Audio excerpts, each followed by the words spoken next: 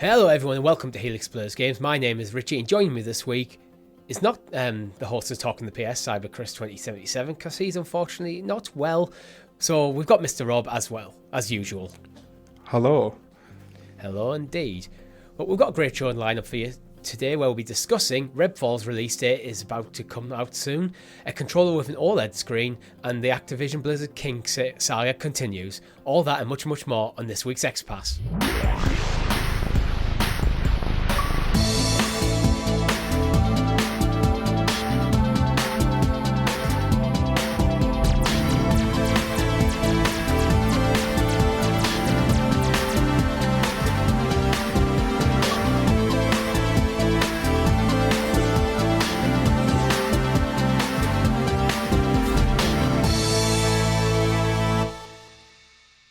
XPass. Yeah. I've done music for it now. Yeah, you done. That's it. That's the song, the XPass song. Just XPass. But before we get into it, if you haven't already, like the video and subscribe to the channel or your podcast feed of choice with notifications switched on so you're kept in the loop with all of our great content here over at Helix Plays Games, such as Talking the PS, where every single Tuesday, that is tomorrow, where we break down all the PlayStation news happening. So we've got some great stories over there for you. Every single Friday, we go into CloudQuest, so it's our cloud gaming topical discussion show, where we take a step off the beaten path and just talk about one particular topic in a bit more of a deep dive. And our news show that we've got coming very, very, very soon, covering HBO's The Last of Us, the Clickercast, which will be live. Keep tuned, keep your eye on the YouTube channel for notifications on when that comes. But before we get into it, Rob, and also our live streams where we played Forza for the first time, which was great fun. Me and Chris had a great time with that. Have you been playing anything interesting, Rob? So, in terms of Xbox, my girlfriend's got back into Fable 3. So, the Xbox has been completely monopolised for that this week. So, I've actually been playing anything Xbox specific. So, I jumped over to PS5 and I've been going back in time a bit, both literally and kind of in-game, if you want, with GTA Vice City on PlayStation Plus. We've recorded PlayStation Talking the PS before this, and of all the games to play on your brand new shiny PS5, PS2 game. So yeah, I feel like I'm like the really like sad person who can't move on with life from like the early 2000s, who's like playing Fallout New Vegas and Command & Conquer, like Red Alert, and now Vice City. I fully realise I have a problem. My music tastes actually are pretty much stranded in my late teens, early 20s. Yeah, right. And if anything, I go backwards in time rather than forwards in time. So I'll start listening to some older stuff, but I rarely listen to newer stuff.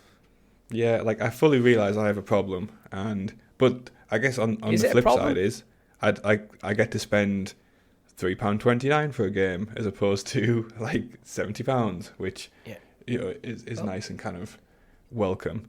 Is it a problem, or if this is just how you enjoy yourself? Yeah, I guess so. And like I get really good at Command & Conquer as well now. I'm into the online community of it as well, which is always dangerous. You do have this kind of thing where like you'll get into a game a bit, and then you get deep into the online. Yeah, and then it just becomes a problem. But that's been me. I'm trying to think of some of the stuff like you've played, things like Heart of Iron and stuff like you've played before, where you just like got deep into it, and like you look at the clock, it's like 4:00 in the morning, and it's like one more turn, it's like no, go to bed. Yeah, right. I mean, I made it into the top 25 of the UFC, like EA's like UFC 2 game, and like on the PlayStation leaderboards. Like I got mad into that, and like every now and again a game like that comes along which hooks me in. It's probably not going to be Vice City, like, thankfully. It doesn't have an online component. I'm sure there'll be a modded version out there somewhere. Yeah, like an RP server or something. For me, I haven't really played much this week. I talk a bit about it tomorrow as well, and talk to the PS, where I finished Plague Tale Innocence, like Got the 100% before I went back to work, but this has been my first week at the time of recording. So last week, I'm back at work full time since like before Christmas, and then I've been also like after December where I basically didn't do anything in the way of exercise. Like I've been trying to get back into the gym, get back running and stuff. So I was like, I just haven't had that time yet to like start, like, when you start a new game, you want, like, I want a good uninterrupted period of time to really sink my teeth into it, and then after that you can start chipping away a bit. I just haven't had that stretch of like maybe 4 or 5 hours yet, which I hopefully will have on Sunday, tomorrow as of recording, to jump into Plague Tale Requiem. Real life really punches you in the face in like the first couple of weeks of January when like you're back from Christmas break and stuff, right? Yeah, no more getting up at 10 o'clock by the time you've had your breakfast. It's like 11:30. It's like, what do I do with my day? Maybe I should pull on some clothes today. Like, yeah, no, that shit goes away very No, it's quickly. like, right, get up, go to work. Okay, you said you're going to start exercising again, so finish work, have some food, like maybe play guitar for an hour, get to the gym. Like when you get back from the gym, like have a shower, and it's like, all right, it's like 10 o'clock in the evening now. Like, yeah, that's the thing. It's like if you don't do the stuff you said you're going to do, like in December, it's fine because it's Christmas. But if you don't do it in January, you're just a lazy bastard. That's that's the reality. Well, that's it. Like, I was doing quite well up till November. December just it fell off the rails a bit. Well, not too bad. I definitely did put a bit of weight back on in December, but there again, it's December. Yeah, like right. it was impossible to walk into my office at work and there not be cake or biscuits or like a cheese board. People just bring stuff in, like, and it seems like this constant like thing where it's just like, social life ramps up a bit as well, so you're going out drinking more, like the whole thing. But like, back onto it now. So hopefully. A bit. I was playing a bit of FIFA and still chipping away a little bit here and there at Pokemon, but I've kind of burnt out on Pokemon. It's rare that I burn out in a Pokemon game before rolling credits. But as I've complained before, I think the game's a bit too easy. Like, it's too easy to level up your Pokemon, like, and I think there's just too much. The game's too big for its own benefit. It's like games like that, when you out level the pace of the game, like you just end up pressing buttons mindlessly, and you're like, well, I could be playing an actual enjoyable game. Yeah, it feels like it's no longer. It feels like the charms wore off in Pokemon Sword and Shield for me, and not Sword and Shield, Violet. I'm playing, and now I'm just slowly exploring the open world map, and just once I've kind of explored an area, I'll do the main objective in that area, then I'll move on to the next one. But in this game, like I've talked about before, where there is your classic gym badge things, but then you've got like two other like stories that going on at the same time, so which kind of count towards your badge total as well. So in total, I think there's something like maybe about 20 different like mainline objectives to do, and it's spread across this seemingly massive world, and it's just kind of like, I've already got about halfway through all the objectives, and I've already got my team to a point where typically you'd be like looking to go challenge the Elite Four. Like everyone's fully evolved. I've pretty much got the moveset sorted out, and it's like now I just feel like I'm just doing tasks a bit, so the sheen just come off a bit. Yeah, okay, fair. I get that. But I will roll credits at some point. But I think that's enough of that. Rob, would you like to introduce us to the... Oh, God, I did not prepare for this with Chris not being here. Yeah. Wait a second. Okay, here we go. The excellently exuberant, excavated Xbox expose, a.k.a. The News. The News. I think I did okay for that one. You did good. Thank you. As always, our news is brought to you by our Helix Heroes, where you can join for as little as 99p. That gives you early access to shows such as CloudQuest, such as Talking the PS, occasionally some of our pre-recorded Let's Play stuff we send to members earlier. I think I did so for Chained Echoes. I think they got about 4 or 5 days early. But nice. First topic of the show, Activision-Blizzard-King. We've got a little bit of an update because it's been quite a few weeks actually since we've talked about it. And I don't want to linger on this one too long, just because... Neither to Microsoft. Yeah, and to be honest, it's kind of a bit the update is a little boring, to be honest with you. Like, at the moment, like, basically, where we're at is kind of the regulators kind of making decisions on whether they're allowed to go through or not. Yeah, and I think painfully it's on like a country by country basis, which is just so grindingly slow. It's like to say it will be glacial pace is it will be a compliment really. At this point, Well, yeah, especially when the UK is still delaying the decision on it. So is the EU. There's some weird legal stuff going on with the FTC in America. So it's like, I almost feel in a way these kind of big blocks are kind of waiting for one of the others to make a move. That's what it seems like to me. So you have like a couple of, I'm seeing like smaller countries like I think Chile recently said yes, it's all fine by us, which no disrespect to the nation of Chile, it's like it's not like a real mover on the global scene in the way that the EU or the US or to a lesser extent the UK is. It just feels like not in a 100 years did Microsoft anticipate this level of grind towards it, and I think you can see it affecting other parts of their business. I think the fact they haven't had a showcase is closely related to this. 100% in my opinion.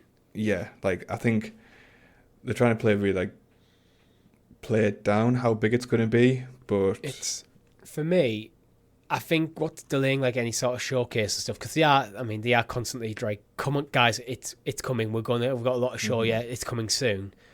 I think what's probably holding it up is senior management who would have definitely been involved in any major showcase. This is kind of consuming their time a bit. So there's probably like guys at Microsoft, at Xbox working on the showcase going, what do you think, Phil? And Phil's like, I'll get to it when I get to it. Like, I've got to deal with, like, I've got a meeting with a representative from the EU kind of sort of stuff to talk about it's got like a 4-hour meeting to talk about a single clause and something in the potential contracts and stuff. Like, yeah, the thing I keep remembering is with all of this is, do you remember then Mark Zuckerberg of formerly Facebook, now Meta, had to go in front of I think it was Congress or senators or something, and explain how Facebook made money through ads, and the guy just didn't understand that basic concept. I feel like there's just 100 different questions that are going to get asked of essentially a gaming company by people who just don't understand or even want to understand the market really. I could totally see our government, because our government are continually delaying a decision. Like the team whoever's on that panel, that select committee in the UK that are looking at this are kind of going, does anyone understand what the hell this is? What is an Activision Blizzard? What does it do? What is a Call of Duty? Is that the thing that my nephew plays, who goes when he shoots things? Like, why is that worth 69 billion? It's I just see a massive disconnect. Like, and so they're kind of going, well, the Americans are delaying and the EU delaying. If they both say it's fine, maybe we just say it's fine. Like, I could totally see our government doing that. Like, going, if the Americans and the EU are kind of, it's fine, then like, oh, okay.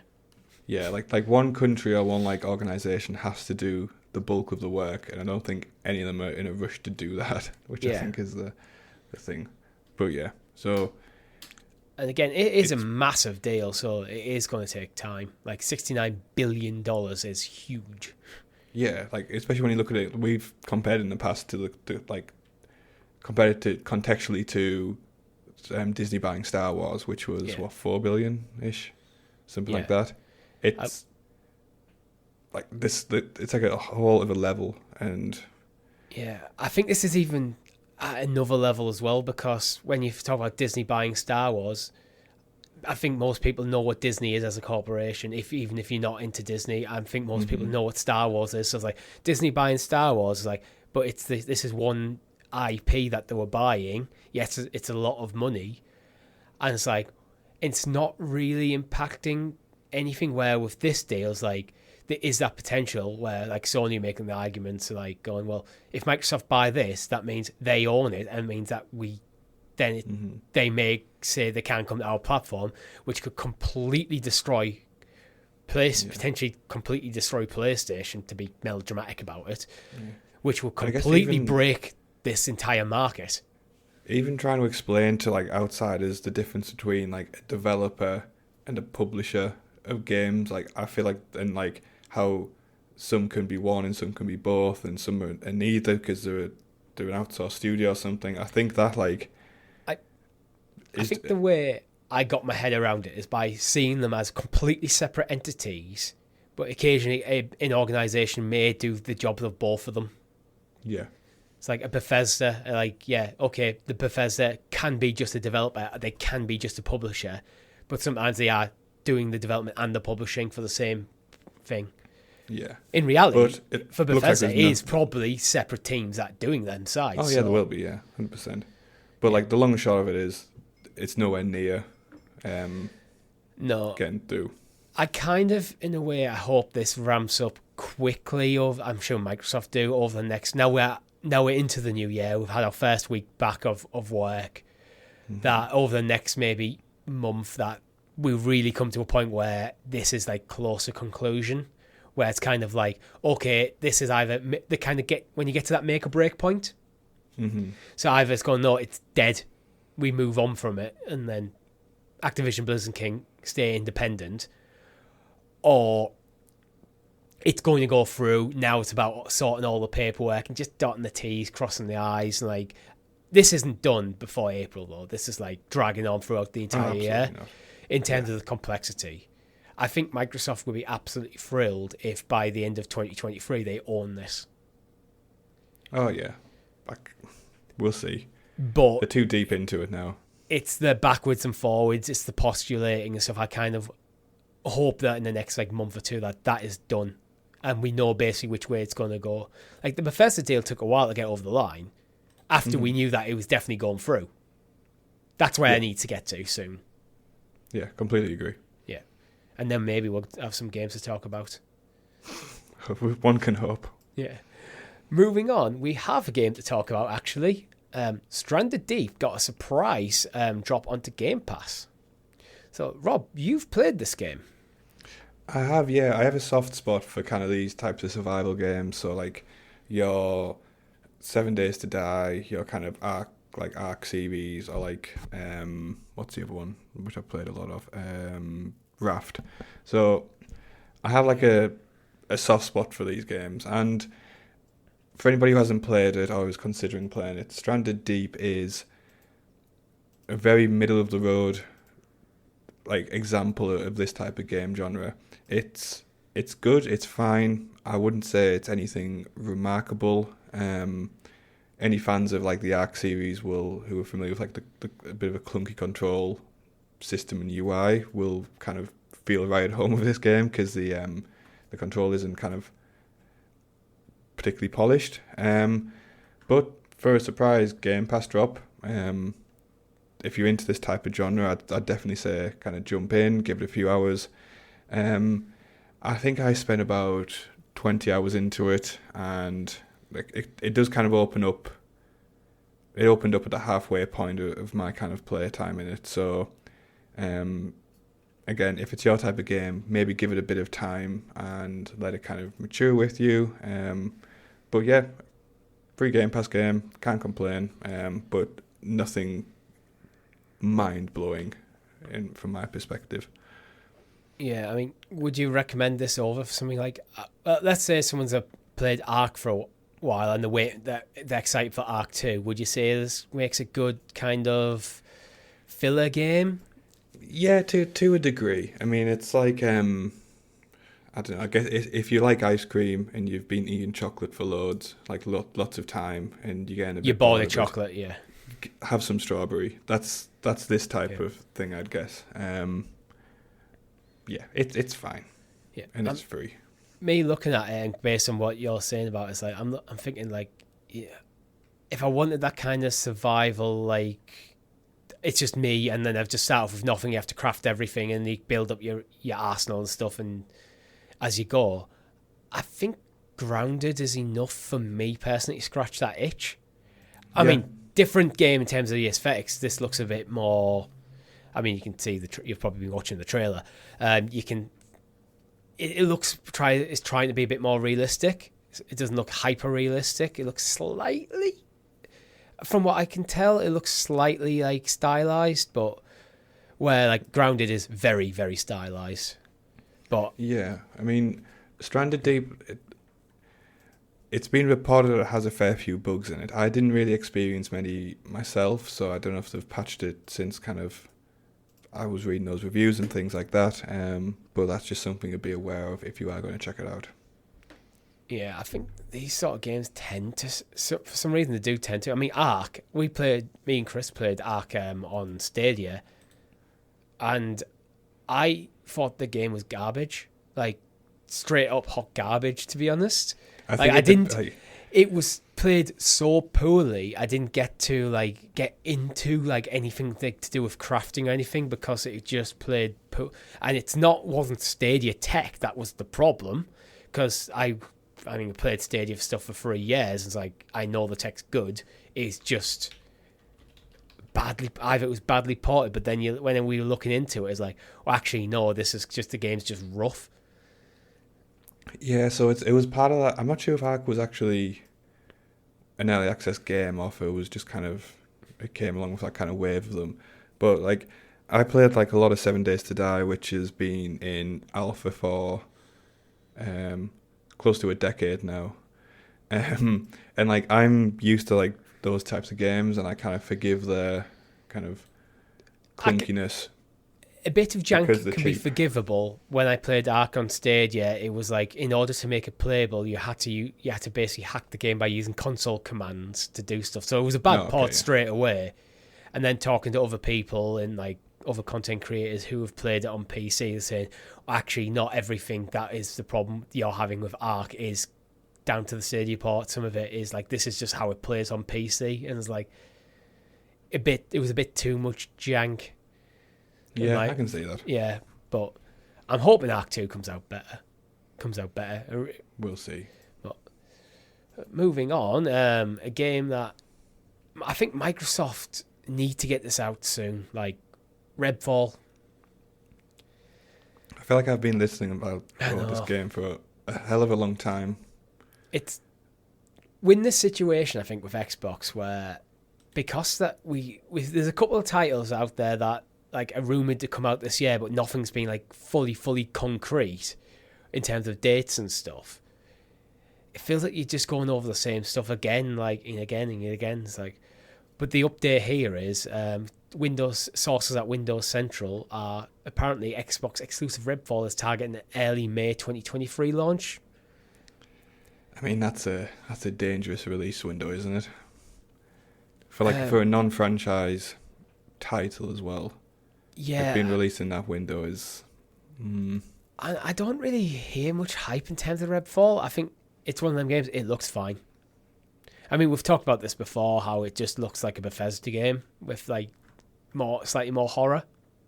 Yeah, exactly. But I think with a game like this, it's timing can make or break these kind of mid-tier. New franchise games, or kind of non-titled games, if you want to call them that. The thing is, you're calling it mid-tier, but this is a Xbox exclusive. This is a Bethesda game. This shouldn't be mid-tier. This should, by everything involved with the game and who's making it, should be top-tier, Microsoft first party. But it does feel mid-tier. Yeah, I guess that perception is mid-tier in the AAA stage, not this is not a AA game. This is definitely a AAA game. But it's not like a Horizon Zero Dawn or Ghost of Tsushima or God of War Ragnarok, taken from the PlayStation side. It's it doesn't have that weight behind it, does it? And I think that's why when it gets muddled up with some of the bigger titles coming out around that time, it's really, really going to suffer. The only benefit is that it's going to be on Game Pass, which I guess gives it some legs, right? Kind of later on in the year for people. Yeah, this is one of them games where I'm looking forward to it because I'm a content creator, and I think there'll be we'll maybe get a couple of great streams out of it because we've done loads of streams on World War Z, Me and Chris, and we had some great time with that. It's in that kind of ballpark where if I wasn't a content creator and I didn't enjoy like playing them sort of stuff like that on stream with yourself and Chris and the community, this would just be a straight up hard pass. Yeah, 100%. Like, I would not spend money on this game unless something amazing happened post-launch, which told me it was going to be like worth it. So again, we always go back to this point where Game Pass can create a space for a game which wouldn't necessarily exist not on a subscription service, and I think that's great. But I don't want games to kind of like fall back to it, like especially kind of like Xbox games to fall back to a level of mediocrity because they can be on Game Pass, and that's like I feel like it could be an issue in the future. I kind of feel we're probably being a bit harsh with that. I think this is the game that's kind of getting elevated in Microsoft fans' eyes, probably more than it should be. This should be kind of like, it should be your middling, like, okay, yes, it's a co-op shooter, your Left 4 Dead-esque game made by Bethesda. But because we don't know what much else that's coming from Microsoft this year, that we don't have anything absolutely concrete, it's very much in the spotlight. So any small movement is putting it back in the spotlight. So it feels like it's getting over-marketed a bit, and it's probably not its fault. Yeah, I think the actual game quality and our perception of it's going to be two wildly different things. Yeah, I just think it's going to suffer.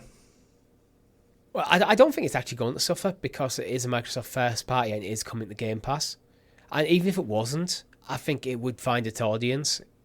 Because like things like Back 4 Blood, Left 4 Dead, these sort of games, they do have a following. And it is very much, that is the genre. So I think a lot of people who like them games would probably be willing to give it a go. Obviously, we don't know what the price will be on PC. Mm-hmm. But there again, if you're really into them sort of games and this comes to Game Pass, it's coming to PC Game Pass, you just get Game Pass for a month to try it out. Check it out. Yeah. Cash in that £1 3-month trial. Yeah, absolutely. But let's move on now to Starfield, which is still releasing in the first half of this year. Again, another game we just don't have a date for. Yeah, like we talked about at the start of the show, where like I feel like this like Activision-Blizzard situation is just like eclipsing some of the really interesting stuff that's kind of happening in other parts of Microsoft. Yeah, I mean it's still coming apparently.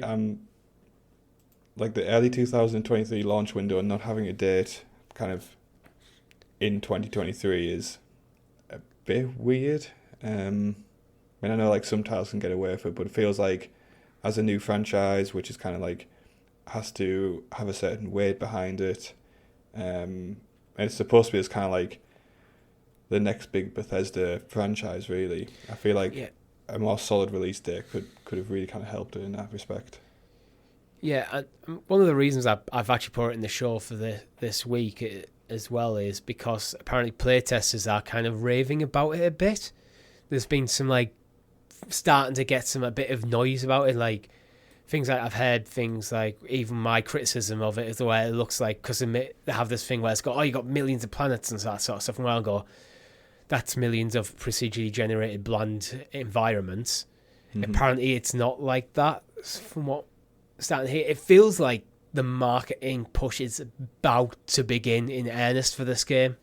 Yeah, I'd love for it to be, because this is like a game that's like right up my alley, and I do hope it can kind of... I mean, if it's going to be first half of this year, this is a game, I still think this game should have been like, this could have been a closer at Game Awards. Yeah, 100%. It feels like it should have been if it's going to be first Q1 or Q2 this year. Like, I mean, I'm guessing Q2 at this point because we're already in Q1 and we don't know a date. Like, yeah, I mean, when was the original? Was it was it early November in 2022? I think, or something like that. What for Starfield? Yeah, I think so. Something like that. Yeah, and now to have it be in like this limbo where it's delayed but not confirmed how long it's delayed, doesn't really sit well. But if the initial kind of feedback coming from testers is good. That's certainly going to like turn things around. But I just hope it gets announced in the next kind of week or two, or like end of the month has to be, right? Yeah. I think it's. I mean, you don't want to. You want. I mean, this is Bethesda as well, so you don't want two Bethesda games dropping right on top of each other. And if Redfall is May, I think April is probably the latest. Yeah. Like, ideally, I think if this game is April, it's a financial decision to put it into next year's set of books rather than this year's. If you're going, assuming going April to April, where if it's March, it's like, no, we want this one last big hitter before like we close the book on this year's books, basically. Yeah, but then releasing it in March doesn't give it long to kind of spin up the old marketing flywheel, does it really? Because I would take a bet either like the last week of March or first week of April, from if I'm thinking with a financial point of view. Like, you could release it last week of March and kind of it's mainly going to be next year's books, but we get a little bit of a spike day one. Yeah, that's a fair one. But I do think this is suffering again the same way as Redfall is, where they haven't shown that much of the game. They haven't really started the marketing pushing it in really earnest yet. But because I also haven't talked about anything else and they just keep going, guys, there's stuff coming. Everyone's like zoning in on what we know that is coming. Yeah, and it's like when we're doing this show, there's not really a massive amount of, like, we can speculate and we can say, oh, it'd be great for this to happen and that to happen, but there's not a lot of kind of substance for us to cling on, even when we're talking about it. And you'd argue that we must be like the 1% of kind of interested parties, right? Like I go through loads of news sites trying to dig out what are the most interesting stories, and there's always stuff on Activision Blizzard. There's always stuff at the moment in Redfall and Starfield, and then there's a few over like kind of more like what I kind of think of as novelty stories. Like, yeah, if you're into Xbox, it's kind of interesting, quirky little stuff but they're not big like things. Yeah, and for Microsoft to have such a strong performance on like the hardware and the cloud front that they had last year, we touched on it in last week's episode as well. Like they need to follow that up with titles and software. I feel like the dam is ready to be breaking. Like, I do think we might get an Xbox showcase or something either this month or first half of February. And I think I know Sony in a similar situation where we've talking the PS, where it's like, we don't know that much that's happening in 2023 yet from Sony. Mm-hmm. Like, they're in the same case, but I think it's worse for Microsoft because at least with Sony, you can point to a handful of first-party titles that have kind of landed quite well this generation already.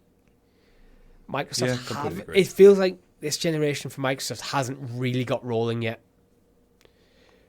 Yeah, and it needs to. It does. Needs to. And I absolutely 100% believe them at the moment when they say, yeah, we've got some great stuff to talk to you about that's coming in 2023. We're not too far off.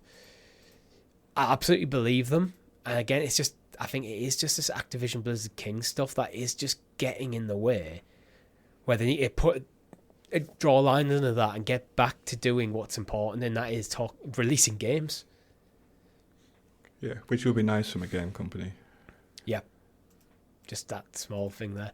So moving on to something that is quite a little quirky thing, which Asus have unveiled a new Xbox controller, but it's got a gimmick, Rob. Do you know what the gimmick is? Richie? It's got an OLED display. Okay. Yeah. So tech giant Asus has lifted the lid on its officially licensed Xbox controller at CES 2023. The ROG Raikiri Pro is a tad different from existing models, as it features a built-in 1.3-inch OLED display and seems to put PC gamers first. The screen's got a resolution of 128 by 40 pixels and can be programmed to show custom animations. I mean, when they sat down to make this controller, like, the key question everyone needs to ask before they embark on an endeavor like that is, who actually wants this? The thing I is, don't know. I think this will sell.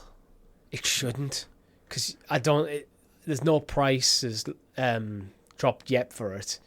It's going to. You can guarantee this is going to be more than an Xbox controller, probably less than an Xbox Elite controller. Also, it's Republic of Gaming as well, so it automatically has like a 15% tax on. I mean, it's got RGB, like this weird like diagonal that goes around the right stick as well. And yeah, but it's like, I mean, seriously, who won? Apart from just like if you're totally into, oh my god, look how cool my controller is. Who wants an OLED screen on your controller? Because my first thought, looking at it, is that's a battery drain. Yeah, I mean the Dreamcast had a pretty cool kind of little memory card thing on it with a screen, but like I don't think anybody's been crying out for controls to go back to that. You could play stuff on that. You could almost use that as a tiny little quirky little thing, and it's like, and again, no one's really done it since, so there's a reason for that. But it's like that just looks like a battery drain. So like, unless you want to have your name on it or like some cool like someone's just going to put a meme on it. Like there will be someone who's put like the Fry Take My Money meme onto it. Yeah, but aside from that, I'm not really seeing any kind of like. Obviously, like the connectivity improvements seem kind of something substantial. I don't know like the degree of tech to be able to appreciate that. But aside from that, it doesn't look like there's any other. Like, even if improvements, the connectivity improvements are better. Have you used an Xbox controller and went, oh, connectivity on this is terrible? Yeah, I just don't think it's so it's probably going to be imperceptible. Or it's going to do, maybe you can stand 100 miles away from it and still work, but why? Yeah. Like, and the really shitty thing is as well, you have to download the really terrible Republic of Gamer app.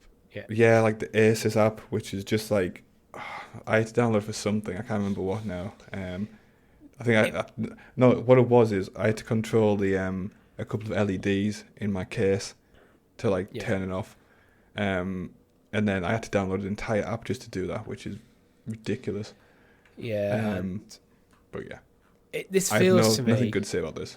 I mean, it's probably an absolutely fine controller. HyperX have got bringing out an officially licensed controller as well this month, this March. And the HyperX one just looks like a standard controller. I don't think there's anything really noteworthy about it. It's just licensed.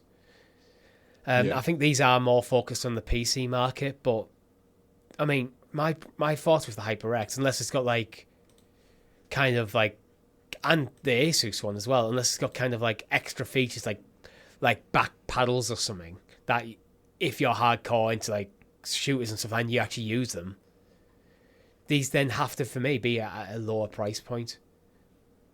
So to make it worthwhile. It's just kind of like it's the emergence of like that like what used to be third party controllers is now like officially licensed kind of third party, isn't it? And it's just like it may appeal to, like both of these controllers like might appeal to certain people, but I don't think most will care. The HyperX one is like $34.99 in the US. So that does like knock off about $30 off the price point of an actual I was about to say DualSense of an Xbox controller.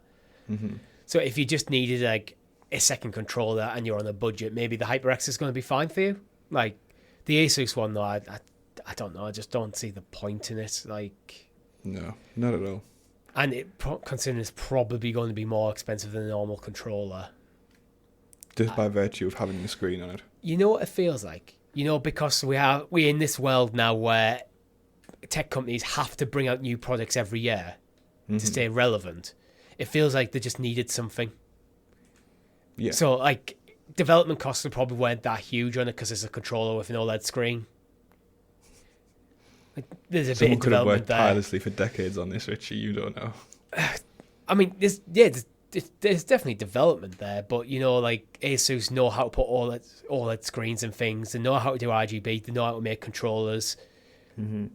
It's more of like just assembling these things in the way and designing the project. It's not like we've got absolutely square one to design a new controller. It's like most of the building blocks are already in place.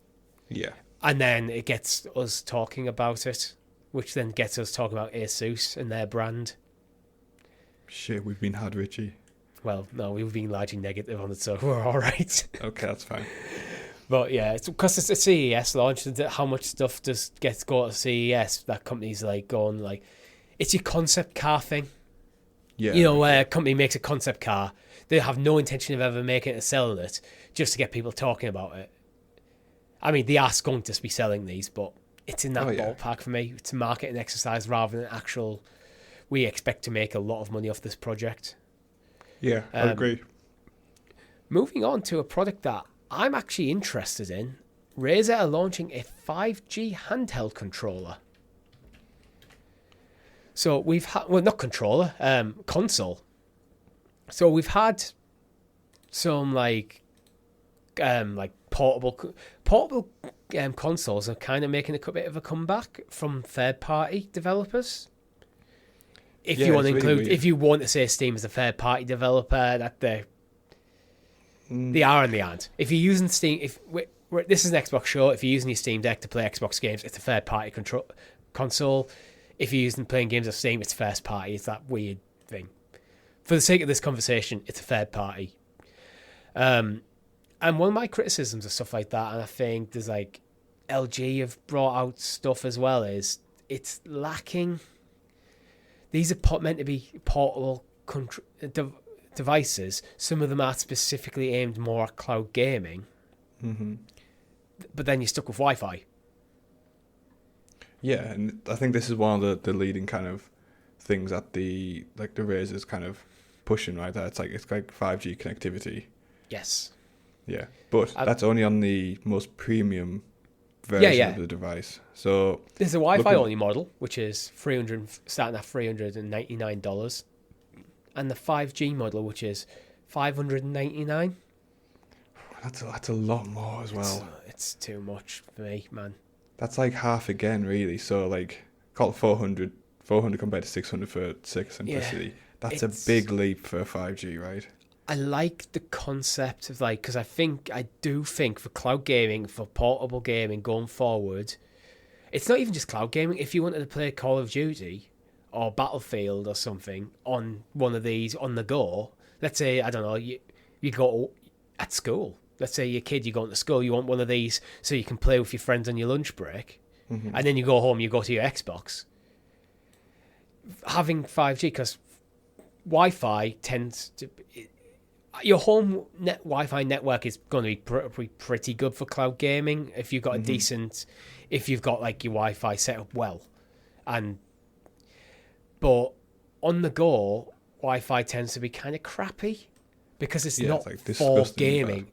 Yeah, there's a lot of things connected to it. So there's a lot of interference. Well. It's restricted. There's all sorts of caveats. And it's not really for gaming.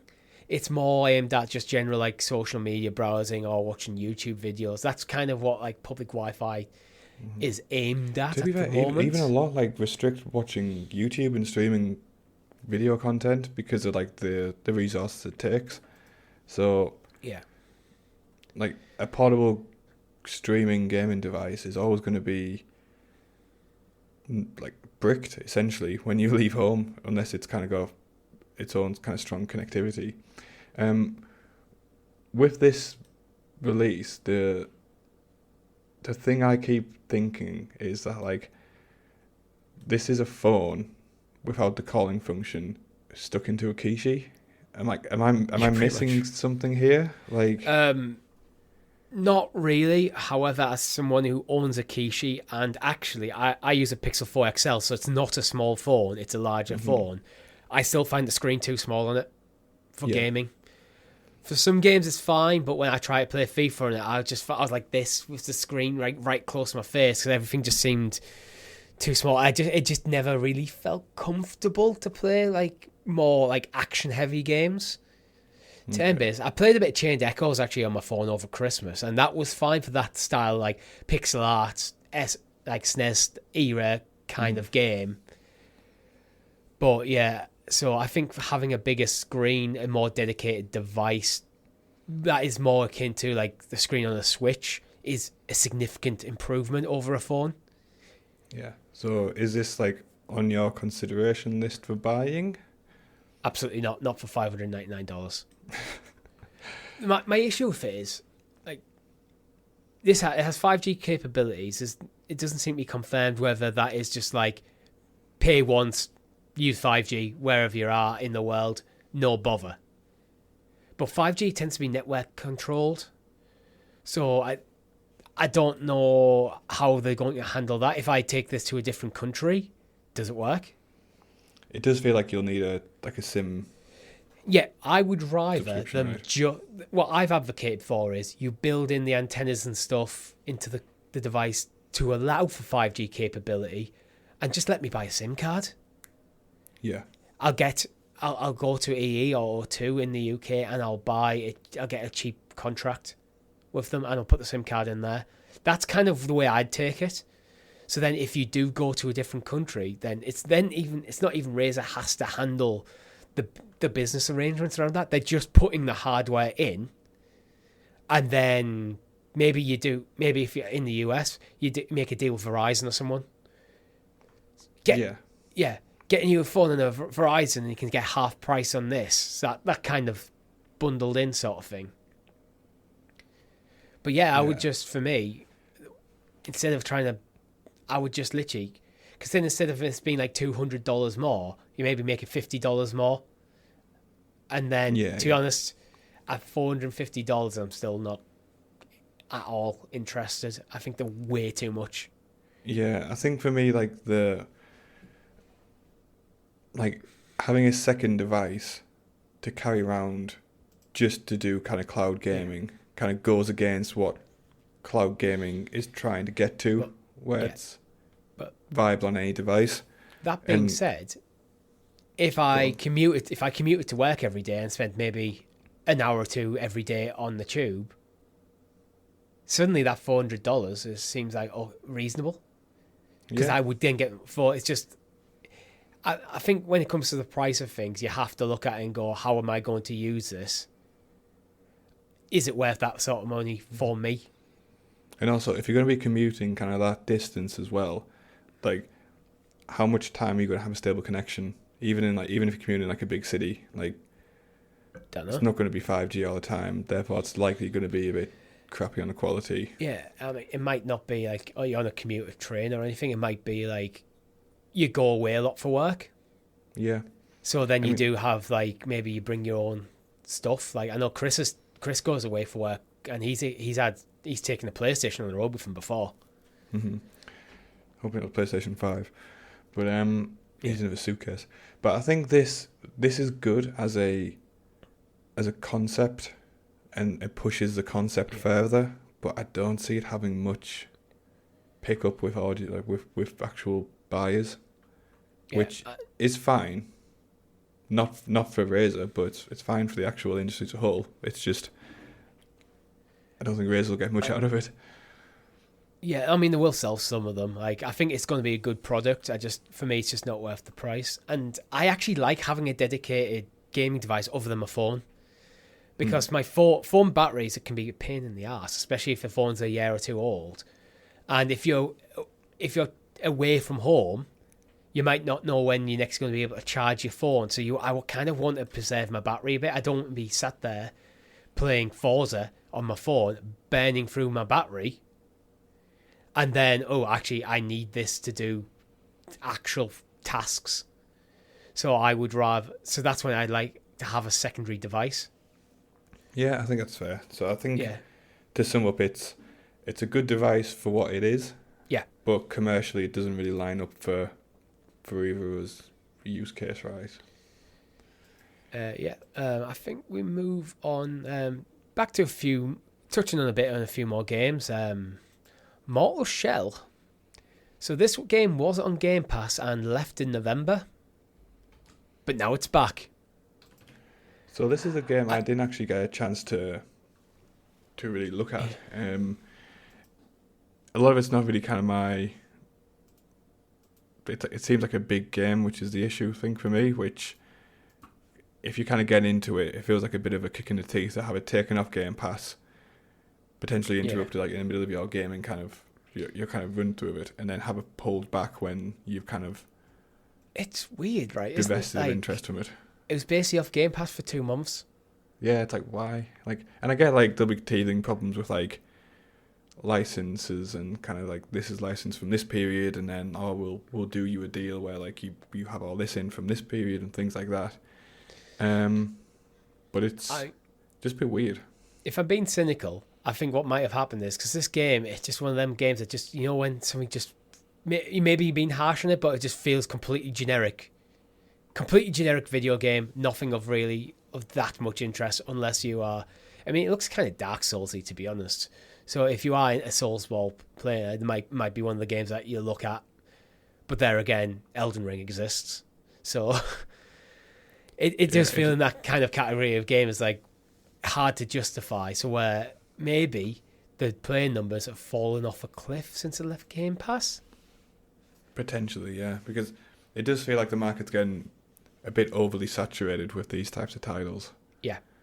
And I don't like... I'm glad it's back for people who want to play, but also I don't want like the entirety of Game Pass kind of like bogged down with a lot of just middle of the road forgettable copies of each other. I know. I'm the same. It's like we seem to be going through this current era where since like Dark Souls 3 and Bloodborne especially, and Elden Ring's kind of stepped it up another notch as well. Like developers are kind of going, wow, we'll make this a bit like hard. Like Ghost of Tsushima kind of falls into that category a bit. Yeah. Where I enjoy Ghost of Tsushima, but there's times when I do get frustrated playing it, where if you make a mistake, you just get destroyed, and it's like, now I need to start that long fight all over again. Yeah. And it's not that I didn't know what to do, didn't learn the attack patterns, it's just I just made a mistake. Yeah, it's just like you can't be 100% all the time. Yeah. So there's stuff like that, and I think because of the like Soulsborne games are kind of really popular right now, I think we are going to go through a bit longer of getting them. Such as Warlong Fallen Dynasty, which another game that's meant to be coming earlier this year. I'm not sure if we have a date for this one, but it's looking like good apparently. What are we looking at? So this is from Team Ninja. Oh, we do have a date. It's meant to release in March. 3rd of March 2023 from Koei Tecmo. Okay. So, despite the fact we've been kind of a bit critical of the marketing and scheduling around a lot of games in the first half of this year, it's actually going to be really strong for Game Pass in general. Again, this is going to be another kind of release on Game Pass day one. But again, it's from what I'm reading, it's a bit Soulsy again. It does seem to be that way. So like, whilst it's great for people who enjoy that type of genre, I just feel like it's a lot of fatigue. It's a Marmite genre for me, Soulsborne games. Either you're totally into it, you like that punishing thing, you like the whole kind of, I need to perfect how I play, or you kind of hate that. I'm one that I think I need to give these sort of games a bit more of a try, because I played a bit of Dark Souls 1 and 2. I've tried to start Dark Souls 1 about 5 times. Mm-hmm. And every time I'll start enjoying it. It's like, okay, it's got this like gothic fantasy world, quite very dark. It's like, that is of interest to me. And then I'm just not good at the game. And it's the whole, you have to get good thing is like, well, for me, the game should teach you to get good rather than just say get good. Like, ironically, for a lot of these like games and franchises, I end up going to YouTube and like watching lore and story videos about the universe to actually learn about them, because I guess I haven't earned the privilege to get that myself, because I'm no good at the games. I do intend to try Elden Ring at some point. I do have it. I do need to give Elden Ring a go. I might do a stream of it at some point. I'm not committing to when, just because we've got things like the Clickercast coming up, and I don't know when I'm going to have the free time to actually do it, but it's a game that I do need to commit to at least one stream, I think. Yeah, I do think it's a game where a lot of games like that I do actually just prefer to actually, maybe I'll do a pre-record the first look, then just play through on my own if I enjoy it. I think this one needs to be live. Yeah, I think it's too big of a game not to at least try, even if it's not your particular Well, that's it, taste. because it's Game of the Year and it's so well revered. Like, this is the one I think I need to give the genre another attempt at an honest try again. Yeah. I'd That say Elden so. Ring, not maybe Warlong. Although Warlong maybe, because it is a Game Pass game. Yeah. And you've got a lot of choice if you want to play a Souls game on Game Pass. I think for me, it's what Sekiro was always the one that I was looking at the most, but it's like I could just play Ghost of Tsushima. Yeah. Which is, I know that they're different games, but if I want to be like a Japanese samurai ninja sort of like character, Ghost of Tsushima is one of my favorite games of all time. Yeah. And that's actually why I'm leaning like I do need to give these another go, because I do love Ghost of Tsushima. Mm-hmm. I've got the platinum twice. It's the only game I have 2 platinums on. That's a ringing endorsement right there. Yeah, Double that's it. platinum. Like, it's your fault actually, because when you started replaying it, I was like, oh yeah, out between games, I want to play Ghost of Tsushima again. See, I started playing it, then retreated into Vice City. Yeah, I just continued on. I think we'll round up the show with just talking about what games are coming this week to Game Pass. Well, to Xbox in general. Go for it. So, starting off on the 11th of January, optimised for Xbox Series X and S, comes with smart delivery. We have Children of Silent Town. Cool. Also optimised for Xbox Series X and S with smart delivery. We have Breakers Collection coming on January the 12th. January the 12th as well, we'll get Chase and Static. We get Nescape on January the 13th. Most of that I honestly don't know anything about. Trailers will probably be up as we're talking. One Piece Odyssey comes on January the 13th. Now, this is one I wish it was coming to Game Pass. Yeah. Because like I like One Piece, but the game looks. I don't think the game looks good, but I hope it is good. It's that anime game. It's like, is this just going to be crap? Like, you know, it's like the video game tie-in thing is like. Yeah. It has the potential to be a good game, but I just don't think it will be. I think it could be the Iron Man 2 game. Yeah. Anyway, and on January the 13th, we have Under Dungeon.